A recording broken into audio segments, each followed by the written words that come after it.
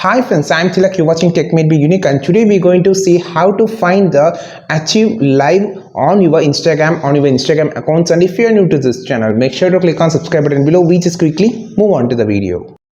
So how to see achieve on Instagram. So if you have made a lot of lives but you just want to see you have been achieved some of the lives and you just want to see the achieved live, just click on this three dot on the top. Now click on the achieve option near the QR code. Just click on this achieve.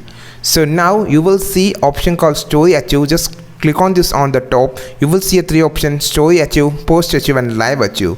You just click on this live achieve. So I didn't made any live on this Instagram account, so it shows no live achieves. So just click on this three dot. So here you can create highlights on the live achieve and more settings on for the achieve options. So this is how you just see and find the achieve that all the live which is achieved by you on your Instagram account. I think this video helped you a lot. Like this video, share this video, subscribe this channel. We will meet on next video which is super valuable content. This is Tilak signing off from Tech Made Be Unique. Have a wonderful day.